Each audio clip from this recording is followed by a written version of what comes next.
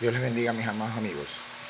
Hay una palabra que es un poco reincidente siempre cuando se escucha predicar a alguien de la palabra de Dios, y muchas veces se interpreta mal o se tergiversa su significado.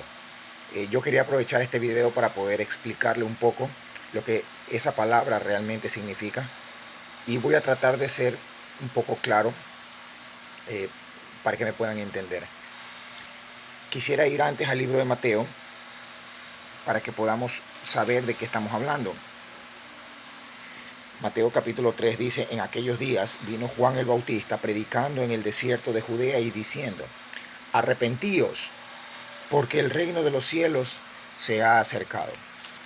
Y vemos que Jesucristo también dice las mismas palabras. En el capítulo 4 de Mateo, versículo 17 dice: desde entonces comenzó Jesús a predicar y a decir: arrepentíos, porque el reino de los cielos se ha acercado. ¿Qué podemos entender o cómo podemos hacer para que esa palabra tenga una connotación más sencilla para entenderla? La palabra arrepentimiento se da a mucha mala interpretación, y yo quisiera ponerles un ejemplo para que podamos comprender con mayor eficacia eso. Vemos en la Biblia dos ejemplos de un arrepentimiento verdadero y uno de un arrepentimiento falso. Vemos el arrepentimiento en dos apóstoles que hicieron lo mismo: lo negaron a Jesús, cometieron alta traición y lo dejaron solo. Uno lo entregó y el otro lo negó. Vemos al apóstol Judas, que lo entrega a Jesús, ¿ya? Y cuando él se dio cuenta de que estaban juzgando a Cristo, dice la Biblia que él se dio cuenta y que se arrepintió, que buscó a los fariseos, les entregó las monedas de plata y dijo: me he dado cuenta que he pecado porque he entregado sangre inocente. ¿Ya? Los fariseos de aquella época le dijeron: bueno, ese es problema tuyo, ¿qué a nosotros? Y dice la Biblia que Judas fue dolido por su arrepentimiento y se ahorcó. Vemos otro ejemplo: Pedro. Pedro fue atrás de Jesús mientras lo llevaban a juzgarlo. Y Cristo le había dicho que antes de que el gallo cantara 3 veces, él lo iba a negar 3 veces. Entonces vemos en el relato bíblico de que Pedro lo negó a Cristo.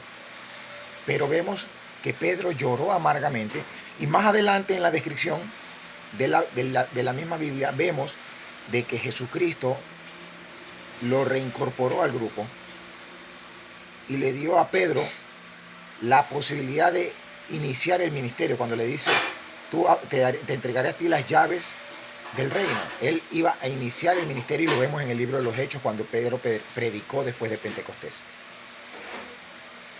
¿Qué es lo que logramos vislumbrar con respecto al arrepentimiento? Vemos que Pedro fue restaurado, y el hecho de que Pedro haya buscado a Dios es el fruto de un arrepentimiento verdadero. Judas no buscó a Dios, sino que se encerró en su remordimiento porque se dio cuenta que había hecho mal, que había pecado, pero no buscó a Dios. ¿Ya? En sí, la connotación de la palabra arrepentimiento significa darse la vuelta, dejar de pensar como yo pensaba y comenzar a pensar como Dios me manda a pensar. Ver las cosas desde otra perspectiva, desde la perspectiva de Dios, no la mía, no la tuya, sino la perspectiva de Dios. ¿Cómo conocerás la perspectiva de Dios? A través de su palabra.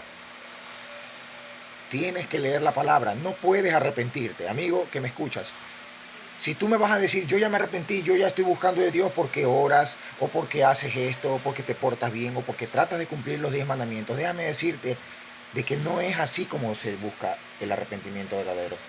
El arrepentimiento verdadero trae consigo fe, y esa fe solo proviene a través de escuchar el Evangelio, porque agradó a Dios salvar a los pecadores por la locura de la predicación.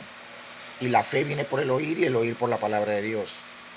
Una persona para que se arrepienta es necesario, es imprescindible, es obligatorio de que escuche la predicación del Evangelio. Si tú eres un poquito conocedor de las Escrituras, te vas a dar cuenta que en el Antiguo Testamento los apóstoles, perdón, los profetas predicaban la palabra en las plazas, hablaban en lugares amplios, en las sinagogas, pero nunca en el relato bíblico del Antiguo Testamento, nunca nadie se convirtió a Dios sin antes haber escuchado la palabra de Dios.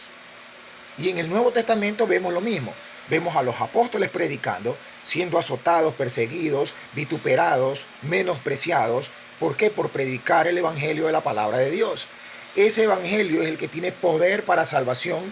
Y Cristo dijo, escudriñad las escrituras, porque ¿qué os parece que en ellas se encuentra la vida eterna?